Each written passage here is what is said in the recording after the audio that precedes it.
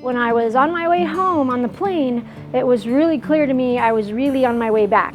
And mostly that had to do with discovering that everything that anyone has possibly ever done in their history could be useful to somebody in need. And they just would need to be able to recognize that and go and do it. And I knew I had to come back. The whole purpose of what we're doing really is to elevate the spirit and work together to create productive ways to deal with the stress of abject poverty. So I feel like I'm part of a group of people, young people, who will be the decision makers in the future. And so if they can see just a little bit beyond what is, and they can see that there is something beyond in their capabilities, in the way they interact with people.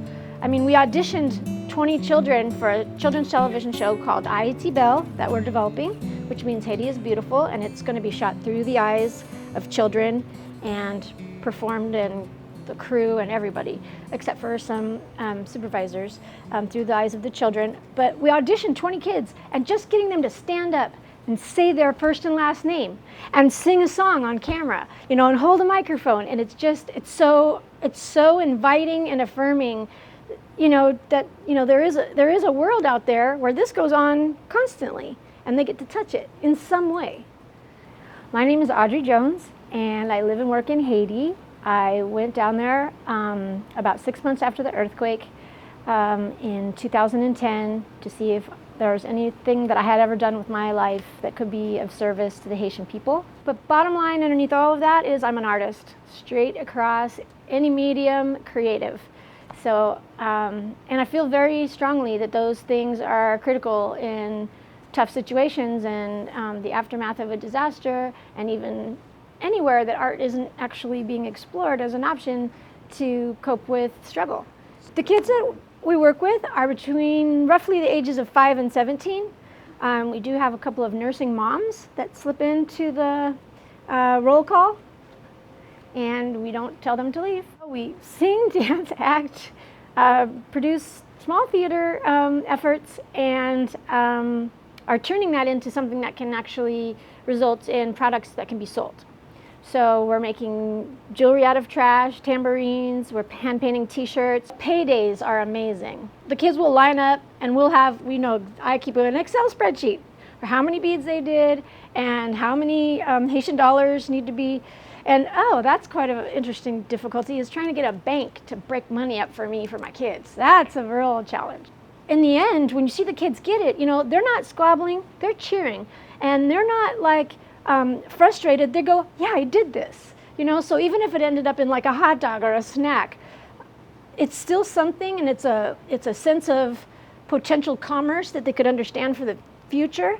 And I had one kid come up and say, I don't want the money. He says, I need sandals. And I said, all right. And so I did the calculation to figure out how much money he would need to get a pair of sandals, gave him the materials, and when I came back, he handed them to me, and we went and bought sandals. And it's just that thinking that goes beyond, I have nothing. Relationships are what's really important, because we can all kind of picture in our mind what we would do to make another country better or a situation better. We can all picture it. We can possibly gather the materials and possibly go to do it. But the thing that's missing is the relationship between people, because what you can find out if you're open to learning about a culture and the way they live is what's really going on. And the thing is Haiti doesn't need a blanket thing.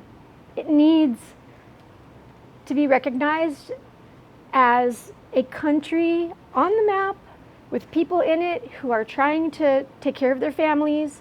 Sometimes it's just a matter of just going there and giving whatever talent, skill, or ability you have on whatever level you're able to find out that there are friendships and relationships available that change really the way somebody's self-worth or self-esteem or confidence. I believe that I have been somewhat timid when it comes to fundraising and reaching out for financial support for what I'm doing, and I'd really like to take that barrier down.